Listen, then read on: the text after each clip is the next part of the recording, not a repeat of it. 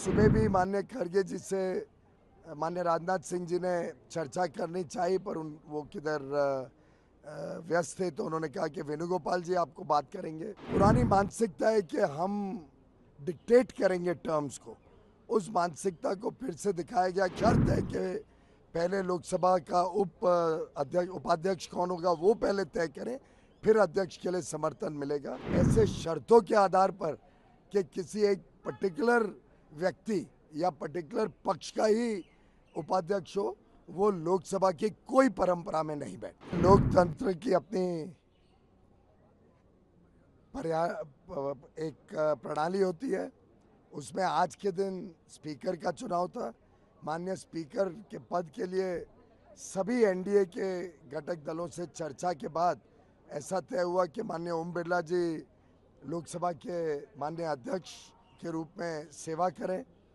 और सुबह भी माननीय खड़गे जी से माननीय राजनाथ सिंह जी ने चर्चा करनी चाहिए, पर वो किधर व्यस्त थे, तो उन्होंने कहा कि वेणुगोपाल जी आपको बात करेंगे। लेकिन जब बालू जी और वेणुगोपाल जी से बात हुई, उसमें जिस प्रकार से एक पुरानी मानसिकता है कि हम डिक्टेट करेंगे टर्म्स को, उस मानसिकता को फिर से दिखाया गया कि नहीं, शर्त है कि पहले लोकसभा का उपाध्यक्ष कौन होगा वो पहले तय करें, फिर अध्यक्ष के लिए समर्थन मिलेगा।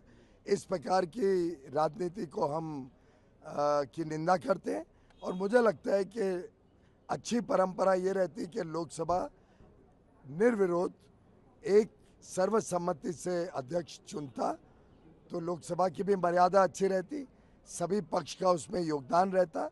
और स्पीकर वैसे भी किसी सत्तारूढ़ पार्टी या विपक्ष का नहीं होता है, वो पूरे सदन का होता है।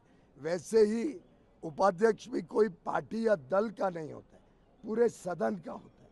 और इससे उसमें सदन की सहमति हो, ऐसे शर्तों के आधार पर कि किसी एक पर्टिकुलर व्यक्ति या पर्टिकुलर पक्ष का ही उपाध्यक्ष हो, वो लोकसभा की कोई परंपरा में नहीं बैठते। जब बालू जी और वेणुगोपाल जी से बात हुई, उसमें जिस प्रकार से एक पुरानी मानसिकता है कि हम डिक्टेट करेंगे टर्म्स को, उस मानसिकता को फिर से दिखाया गया कि नहीं, शर्त है कि पहले लोकसभा का उपाध्यक्ष कौन होगा वो पहले तय करें, फिर अध्यक्ष के लिए समर्थन मिलेगा। इस प्रकार की राजनीति को हम की निंदा करते हैं। और मुझे लगता है कि अच्छी परंपरा ये रहती कि लोकसभा निर्विरोध एक सर्वसम्मति से अध्यक्ष चुनता, तो लोकसभा की भी मर्यादा अच्छी रहती, सभी पक्ष का उसमें योगदान रहता। और स्पीकर वैसे भी किसी सत्तारूढ़ पार्टी या विपक्ष का नहीं होता है, वो पूरे सदन का होता है। वैसे ही उपाध्यक्ष भी कोई पार्टी या दल का नहीं होता है, पूरे सदन का होता है।